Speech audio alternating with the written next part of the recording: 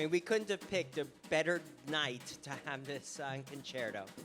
But it could be raining outside, but in here it's sunny, right? And we're going to enjoy the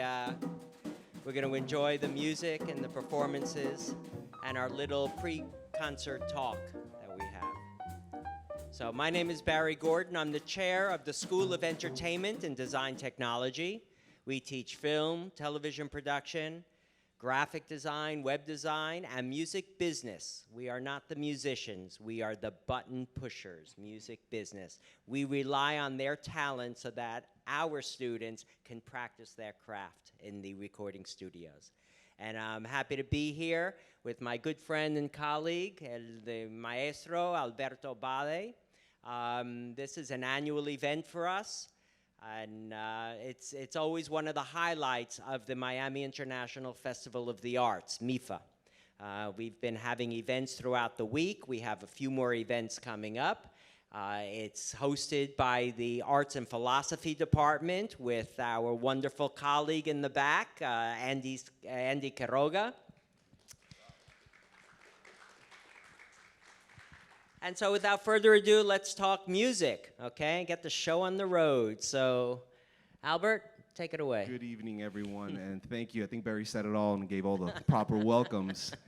And thank you for overcoming all the obstacles and incredible inclement weather that we've had for the past 4 days. It's been unbelievable. But you came for good music. We promised stars. I think we got some stars up. So we deliver. And it's the first time that we have this event indoors. We've been doing this. Actually, this was Professor Gordon's idea from back in 2014 when we first started doing this. Yeah, I was just a kid, and I came up with this idea. And the idea was to have a classical music concert under the stars, and we have the beautiful lake just outside, and we would set up the orchestra outside and just play classics, music that is timeless. That's what really, when we talk about classical music, we automatically think of particular composers or particular sound, but really what it is works of art that are absolutely timeless, and they will speak to us for generations to come, and they have spoken to us from previous generations. So that's really what we do tonight, and tonight it's gonna be a spectacular program because we are playing some of the true classics. I mean, some of the most common music. I don't want to say common, it's some of the greatest works of art of all time, but people will recognize the music that we're playing tonight. And we're going to let the audience in on a few secrets about these pieces, right? That's some right. little known facts. Hopefully none of them drink Snapple, otherwise they'll also know the facts. But so what are we going to hear first? So we're going to go in order as we do every year. It's a little bit of a music history lesson. And we talk about different eras of music. Of course, there's ancient music, there's music of the Renaissance, but then there's the big pivotal moment in music history. It's called the Baroque era, the time of Johann Sebastian Bach. And we're going to open up our program with a piece by Johann Sebastian Bach entitled The Brandenburg Concerto No. 3. It's the third out of 6, a collection of 6 concertos that he composed in what was probably the happiest period in his life, composed in 1721. And the third concerto is the most popular concerto. That's it's the right. one that's often played Weddings, the most. Yes, weddings, yes. We'll be playing the first movement, and we'll just talk about a few things you got to listen to. Baroque music is, anybody familiar with Baroque architecture? No? Well, if you go to Europe, certain places in Europe, you will notice certain architectures that are considered Baroque, and they are just overwhelmingly full of detail. It's diamonds on diamonds, and it's overwhelming to just take in all these statues and decorations upon decorations. And the music reflects this same sentiment, this belief that we can achieve this extremely high order of art by layering different layers of fantastic, I mean, every little bit of decoration in one of these Baroque architecture buildings could be standalone. It has its own identity. It could be, it's probably sold in a market by itself, but when you add all these layers, it creates a greater whole, and they work together, and that's what this music is like. You're gonna hear multiple sections. This is originally written for strings, a string section. Yes, and what's interesting about the Baroque concertos is that they were written for small, concerto features soloists, right? And usually there's one or two soloists, a piano concerto, violin concerto that you might be familiar with, and you have the one soloist. But the Brandenburg concertos, they translate it as a grosse concerto, right? Big concertos, because they featured many soloists, and it was the orchestra that was small.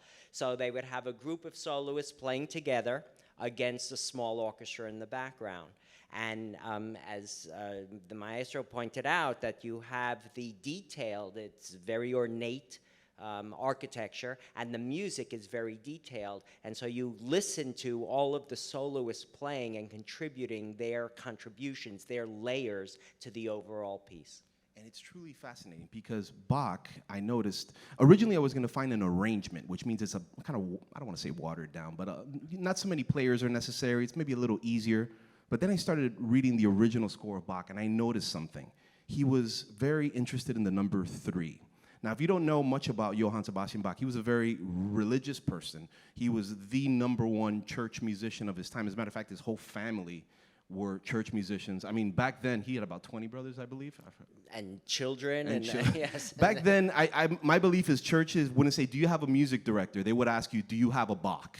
Maybe, because the Bachs were everywhere. The whole family was in charge of all the churches. And his devotion to that music was, was very profound. Now, why do I say that? The number 3, of course, we can think of religious context, the Trinity or whatnot, but in this particular concerto, I noticed that he got the violin section and he divided it into 3. So there's 3 sections within the section of violin, 3 violas, 3 cellos, and the number 3 is even prevalent in the music itself. You'll notice you can break it down into groups of 3s. I don't know why, but it's fascinating. So that's why we decided to take the original manuscript and play that today. Also, the Brandenburg concertos and Bach's music, of course, it's from the Baroque era, but also he helped the transition of music from Baroque into the Romantic era because of the melodies and the way that it was played, almost with a melancholic tone to it. So you'll hear all the sections, moments where they play as a section solo, then individual soloists, then everyone is taking turns. You're going to hear like all these moving parts, almost like a clock, the inside of a clock just moving, but absolute perfection and precision and just a true work of art. That first piece is it's very difficult, by the way, and you'll hear it. But as Barry so perfectly said, it led on to the next era, which we call the Romantic. Yeah, well, before that, classical. Oh, the And then classical. the romantic. The romantic. So classical is the middle section between romantic and Baroque, and now that would be Mozart. And that's going to be the second piece, which is Eine kleine Nachtmusik.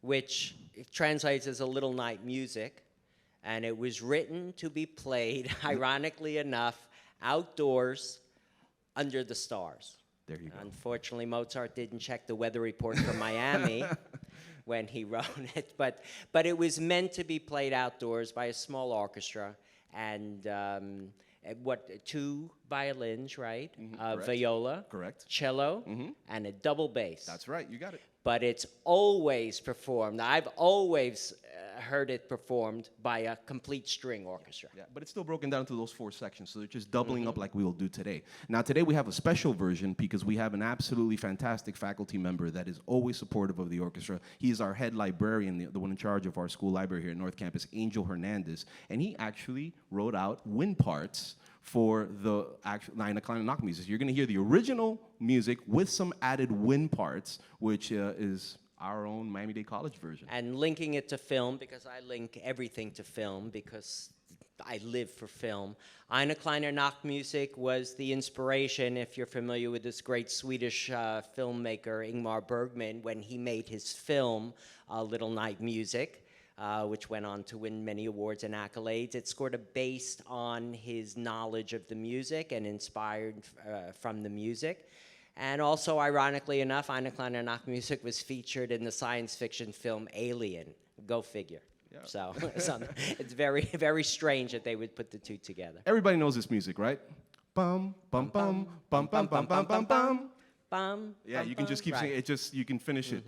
That's Eine kleine Nachtmusik. And then the second movement, you'll also recognize. If you saw the movie Amadeus, right? The great movie Amadeus, in the beginning, Salieri is talking to the priest, and he says, oh, I'm a famous, I was the court composer. Surely you've heard this piece of mine. And he plays it, and the priest says, I'm not familiar with it. And he says, oh, how about this? This one brought down the house at La Scala, and he plays his opera. And the priest says, I'm sorry, it's not familiar. And Salieri says, oh, how about this? And the priest is like, all right, let me listen to this one. And he plays Dun, dun dun dun dun, and the priest starts singing dun dun dun dun dun dun dun dun. Yeah, I love that. I didn't know It's you immediately wrote that. recognizable. And he says, "Yeah, I didn't write it. That was Mozart." So it's what Mozart is known for, and all the pieces of Mozart. If you hear one or two bars, it's you know the rest. You'll know the third movement as well, but the fourth movement most people don't know. And that was one of the earliest pieces I ever conducted when I went to study at Juilliard. So the fourth movement is one of the most special movements of that piece for me, the last one. And you'll hear it, it's just as charming, just as beautiful. And now that we've crossed through the classical era, now we're in the Romantic era, and who is the king of the Romantic era? None other than the great Ludwig van Beethoven. And everyone knows the Moonlight Sonata, yes? Moonlight Sonata? Well, if you hear it, yes, I'm the sure Moonlight Sonata. It's usually it's not that simple, but they usually say it's a simple piece. Usually, people beginning at the piano, they'll play for Elise, right? Which was his sonata for Elise, a 13-year-old that he had the hots for. He wrote Moonlight Sonata for a 16-year-old. Who he wanted to marry, and the 16-year-old's father, he was some count in Germany, and he forbade his daughter to marry Beethoven because Beethoven didn't have a high rank. I'd like to talk to that father now and see what he thinks of Beethoven's rank. The highest ranks rank, ever. yes.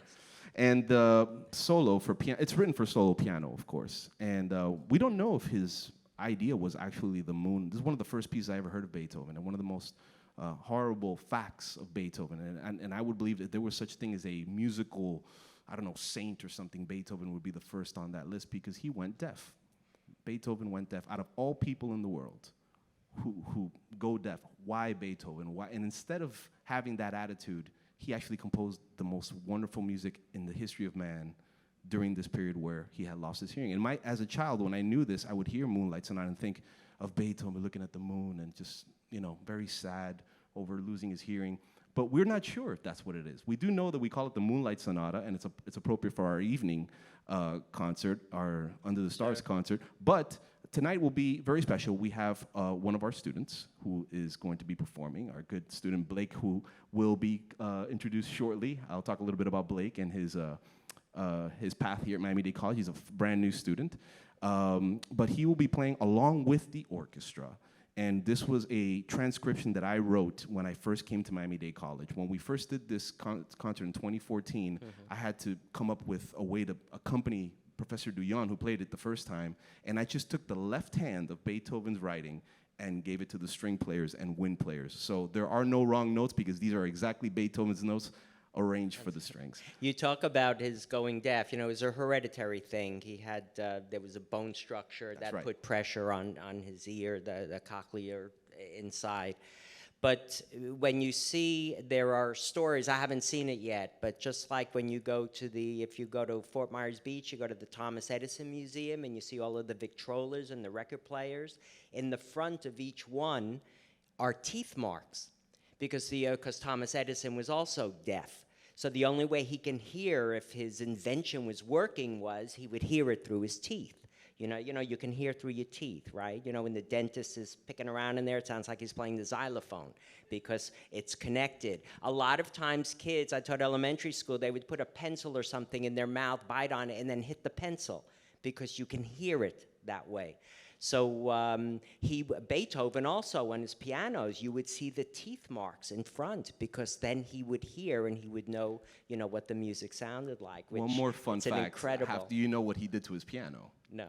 Well, he sawed the legs off his piano and laid the piano flat on the ground so he can lay flat on the ground and feel the vibrations through the wooden floor of his house. So he can sense those vibrations. Remember, he wasn't always deaf. He had perfect pitch. I mean, he was 48 when he lost his So hearing. he remembers what tones sounded like. So he knew what he wanted, but the only way he can confirm them was by sawing the legs of his piano and laying down flat on the wooden floor. And to think of this great genius flat on his face in this very humiliating position, writing some of the greatest works and of love all music, time. right? He wrote it for his quote-unquote immortal beloved, who nobody knew who the immortal beloved was. Of course, I knew because in the movies it was portrayed by Isabella Rossellini was the immortal beloved.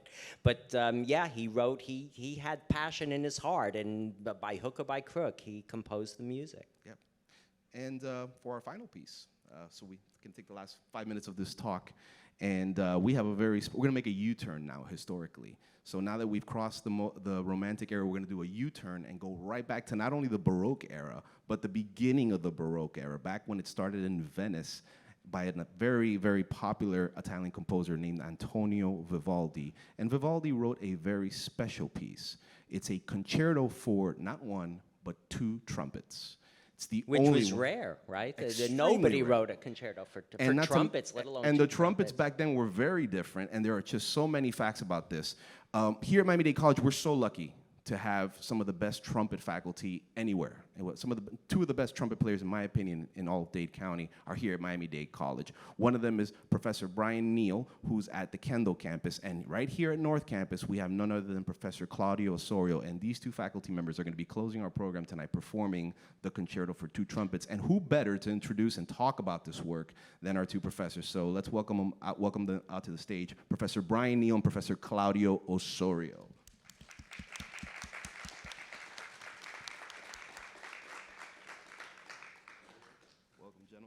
Hello, Jen. Have a seat, join us. This is an intimate affair here.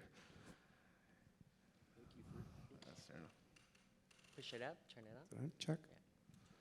So welcome, professors. It's great to have you here. Is it working? Man. For some reason, this one's not on. We can share. Yeah, we'll share. Not a problem. So, professors, welcome. Thank you so much for joining us. It's really an honor to have you working with our students. Let's talk about the orchestra today. Our students here at the North Campus are going to be performing. Many of our students are composers and different, different paths they want to take, but they're going to be sitting side by side with members of the Miami Philharmonic Orchestra because we want them to have the experience of the real music. So next to every student, you'll have a professional. And in this particular piece, we're not only going to have professionals, we're going to have two of the best soloists that I could think of in Dade County to play this wonderful trumpet concerto. So thank you all so much for agreeing to do this. And we were talking about the trumpet concerto and the trumpet itself, how different it was. Can you tell us some facts about Vivaldi, maybe the Baroque era, fun facts about this piece? Professor Osorio, maybe? Yeah, I guess I'll talk a little bit about the Baroque period. So, Baroque music is very interesting because it has a lot of drive and energy. You have terrace dynamics, so dynamics generally stay stable over periods. You don't have really crescendos and decrescendos. Nowadays they do that, but the music always has kind of that thriving, moving forward motion. Vivaldi, also sometimes called the red-headed priest, he was music director at an all-women's orphanage for many, many years, almost 30 years in Venice. Venice was kind of the high Renaissance really took place in Venice, okay? So in music. In art, it took place in Rome. But anyway, so it was a thriving city. There was a lot to do. And his all-woman orchestra was one of the best in all of Europe. They would go touring all over Europe. They would perform behind a screen, because oftentimes women were not allowed to perform in Catholic churches, so they would perform behind a screen. And his music, is very well liked. Anybody ever heard of this Four Seasons? Anybody?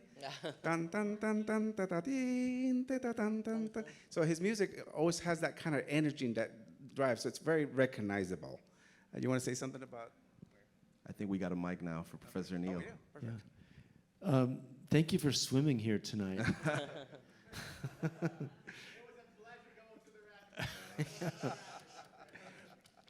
Well, I imagine that you guys are probably looking at these small instruments and wondering, is that a trumpet?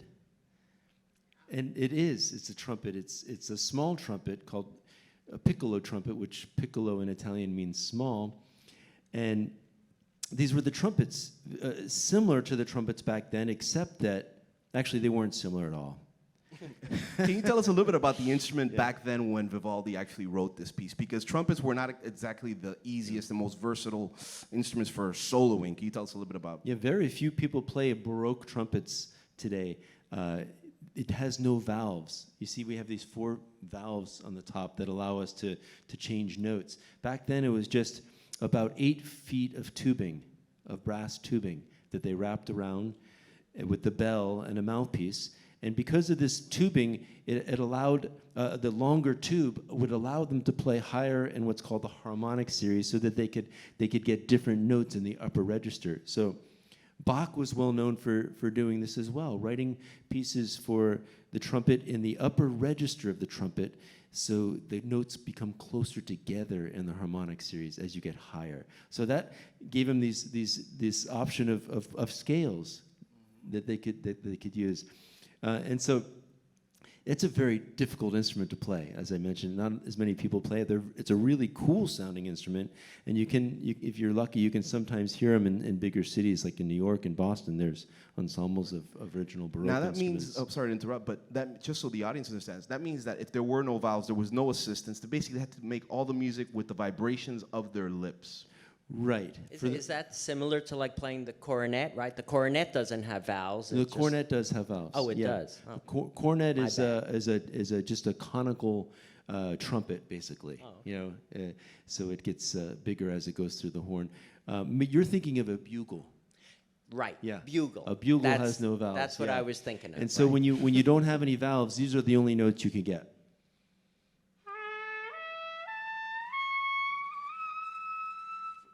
Now, that's already pretty high in the register for this length of tubing, but if I were to play higher than that, I could start to get a scale. But otherwise, those open notes that you hear are the only ones that are possible without the valves. But now with the valves, I have the equivalent of 7 different trumpets here because there's 7 different lengths of tubing. So it allows this instrument to play chromatically. So it's much easier, and there's a lot of more complex pieces for the piccolo trumpet since the Baroque period. So nowadays, if you're a trumpet player, you just learn this kind of trumpet rather than a Baroque trumpet. Have you played Baroque trumpet, Claudio? Yes, I have. It's kind of hard. Well, it's not only hard to play, but they're very out of tune. By the way, some of you may wonder, like we have all these little crooks, also called slides and everything. So Brian and I have probably spent thousands of hours working on intonation on an instrument like this. You don't just come and play it. You have to work, make sure all the notes are on the right place and all that. So the older instruments, nowadays they can put them in tune pretty well, but if you get a lot of original recordings, you get a lot of out-of-tune playing, you know. And by the way, you guys were talking about Bach and Mozart.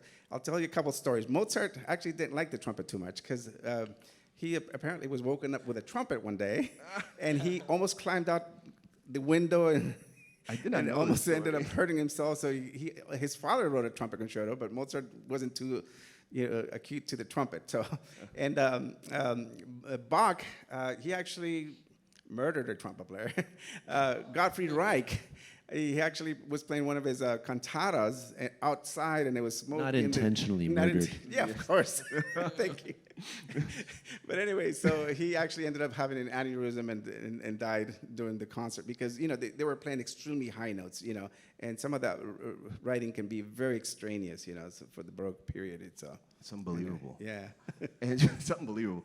You talk about these stories, and it's really Bach's life and Mozart. It's just they're just tales. And really, the reason why we do this talk is because we appreciate the music a lot more when we just know a little bit more about what we're hearing. Many conductors and people who promote these programs, they just play music and you figured it out. But when we talk a little bit about the fun facts behind it, understanding these instruments, understanding the players and what's going on, you really appreciate specifics of what to listen Yes, for, so what to you listen enjoy it more. And that's why we do this. We feel that this time is really important. So my last question to both of you is, how often, I mean, both of you play I know, Professor Sawyer, you're playing everywhere, Symphony of the Americas, principal trumpet, and just about everywhere in Florida. And Professor Neil, you're with Dallas Brass. And you guys are constantly playing. How often in your performances do you play these instruments? In the Dallas Brass, I use the piccolo trumpet a lot. Okay. Yeah, because it gives a certain color to the ensemble that the bigger trumpets don't have the same kind of color. And so we want to try to have as many palettes of colors to choose from. So I use 4 different trumpets in the Dallas Brass.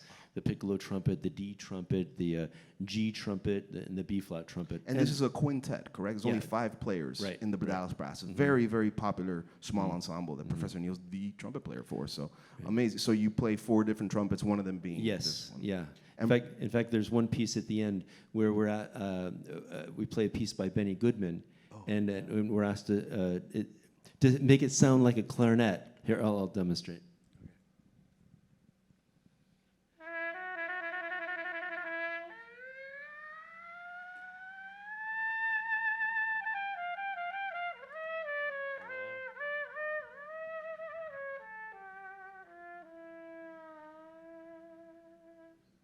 Amazing. Bravo. You see how he bends the notes. Amazing. So it's a versatile instrument, and that's why we use the piccolo trumpet to get all these different colors and sounds. Right. And Professor Osorio, last year, Professor Osorio played a concerto with the orchestra. We did the Hummel, but you played the B-flat trumpet, if I remember. How often do you play this trumpet? It's my first time hearing you on this. Pretty much every day. Really? Yeah, I also play in quintets in town, and I do a lot of weddings, a lot of church services, and one compliment I get a lot is that I can make my instrument not sound like a trumpet all the time. And I don't want it to sound like a trumpet all the time. I want it to sometimes blend in with the violins, with the organ. Sometimes I want it to blend in with the voice. So even when I play with different voices, different singers, I have to adapt my sound to their timbre. So we use all these, not just because we're playing the instrument per se, but we're always listening and see how we fit in.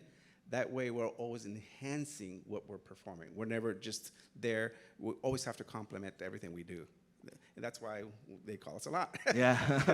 What's the most common piece that you play almost every day for the weddings? Oh, trumpet volunteer. You want to play that for them so they can hear? Oh, okay. You probably know this one.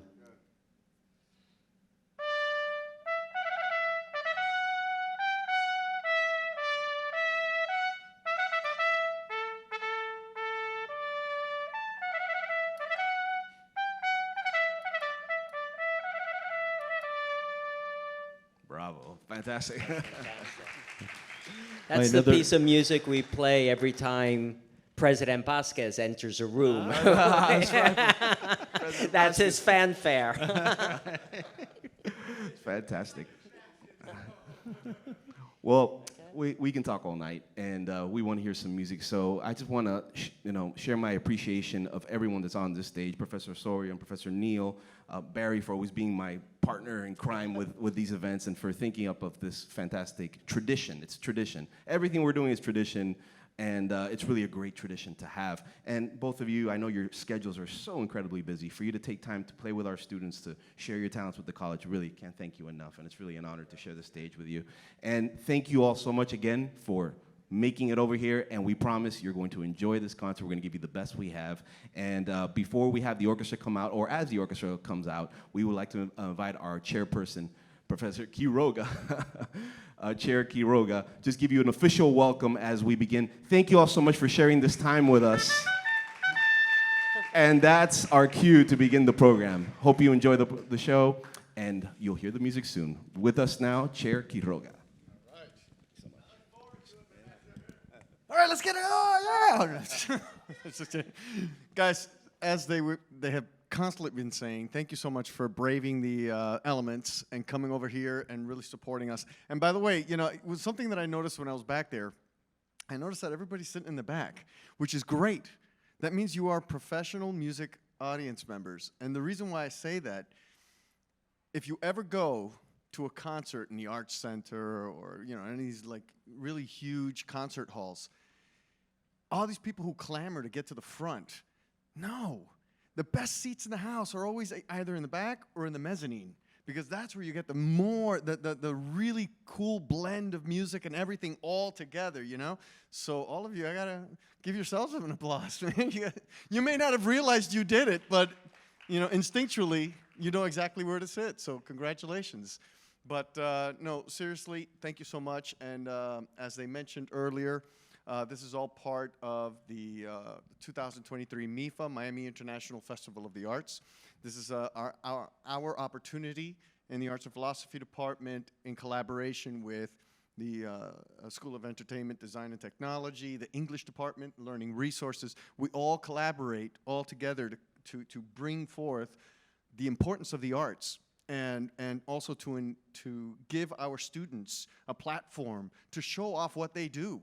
And give them the opportunity to, express themselves, and give them opportunities to understand what it is to be in a professional orchestra, what it is to be in a professional theater, with drama, with art. If as soon as we're done here with the concert, if you want to take a few minutes to go right across the hall over here, where we have our gallery, we have our exhibit for our student exhibit, emerging artists. We have more films coming within the next couple of weeks from the School of Entertainment Design and Technology, where they have their capstone films. This is where the advanced students bring in their films. In the learning resources area on the second floor, they have their poster exhibition of all the films that they've done in the past few years, along with film snippets of those posters. And I mean, what we do here is year round. But tonight is actually, very special. And the fact that you're here, braving the elements, thank you so much for coming out. So with that, I see that the orchestra is ready to go. And again, my name is Andy Quiroga. I'm the chair of the Arts and Philosophy Department, and really heartfelt, thank you so much for being here tonight. All right, let's go.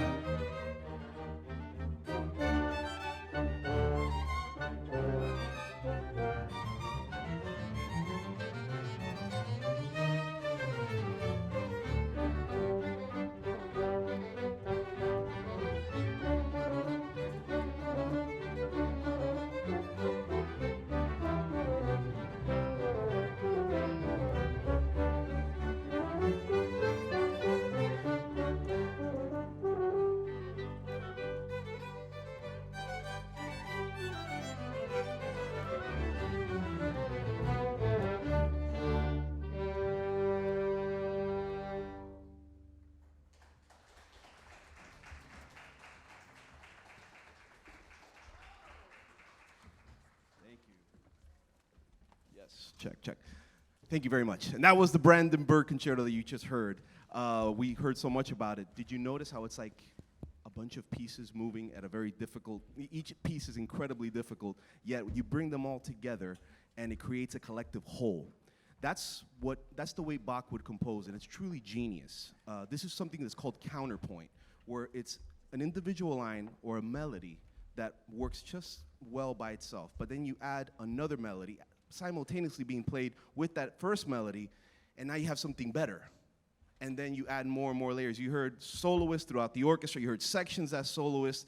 It's really difficult, but an incredible work of art by none other than the great Johann Sebastian Bach. And just so you know a little bit about what's going on with the orchestra right now, we have a lot of composers this semester, students that play instruments, but they want to compose. And I'm all about inspiration. I mean, sometimes I want to change the title of my orchestra class to inspiration class. A lot of times we play music, we study it, we understand the history of it, but a lot of times we're searching for inspiration to compose something new. And that's really what I hope these composers that are my students now can get out of this. And Johann Sebastian Bach and the way he would compose is really textbook, the way a composer should think.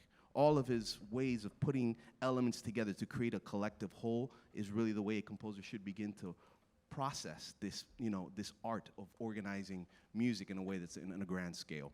So we'll talk a little bit about individual students in due time. But next we have this very famous piece by Mozart, Eine kleine Nachtmusik, a little night music. It's a mystery. We don't know what night or what time of year he wanted to compose this for. We just know it's night music. There's no, the historical records don't tell us exactly what he composed this for specifically, or we're not sure. But nonetheless, it's beautiful music, and you will hear all 4 movements today. We won't talk between movements. We're just going to go straight through. So we hope you enjoy Mozart's Eine kleine Nachtmusik.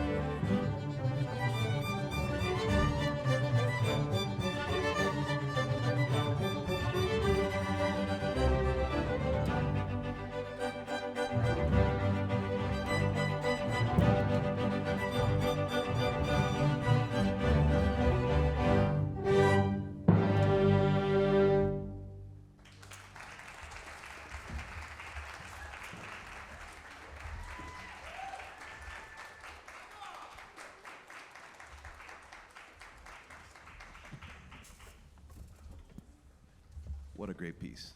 You knew at least 3 of the movements, as I said, right? At least the first 3. And the last one, like I said, is one of the most special ones for me personally, because one of the earliest pieces I ever conducted. It's fantastic music by none other than Mozart, the one and only. So as we progress through music's history, we are now in the Romantic era, and we arrive at the era of Beethoven. And we mentioned this beautiful piano piece that he composed entitled the Moonlight Sonata. Among many of the students that I have mentioned some composers. By the way, some of the composers that are here today, I see them in the audience, some are back here, got Brian back there in the timpani, and many different composers. This semester, a true freshman showed up, and Miami-Dade College is always, there's always surprises. You never know what students are gonna come in, what their instruments are, and this true freshman showed up who played piano beautifully, and he was also a composer.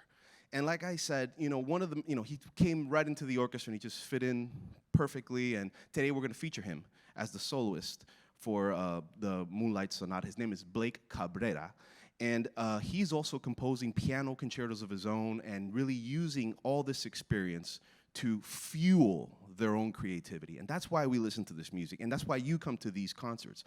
Listen and let your mind just wander.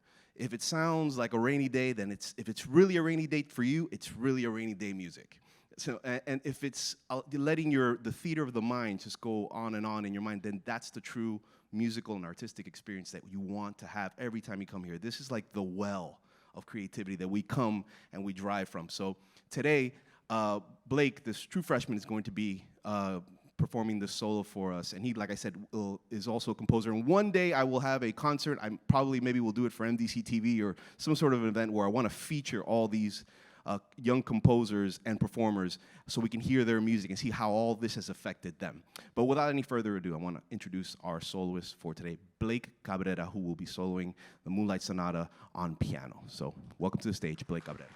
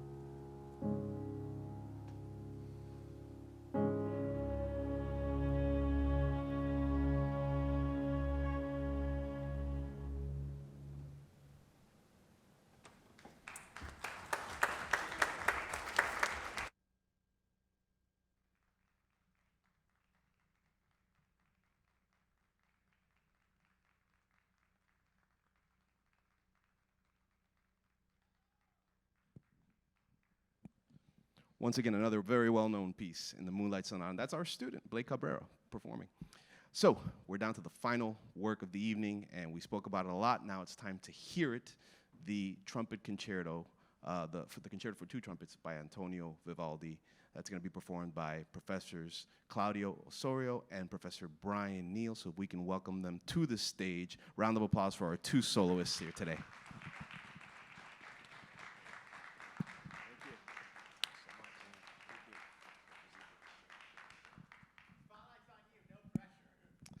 So before we play our last piece, I just want to say thank you all once again for overcoming all the obstacles to make it here tonight. Anytime that we can share classical music with an audience of large or small size, it's always a privilege for us, and we hope it's it's enriching for you, because this is really what it's all about. It's for you to leave here just a little bit better with just a little something that's going to spark some creativity. Where we all need creativity. You don't have to be a musician to need creativity. We need creativity to do anything that we do, whether you're an administrator, whether you are a plumber, or whether you are any type of engineer. You always need creativity, and you need inspiration just to get up every day and do what you do. So we hope that this music has provided at least that to you. So thank you all once again for being here tonight, and we close our concert with Vivaldi's Concerto for Two Trumpets. Thank you all very much for coming.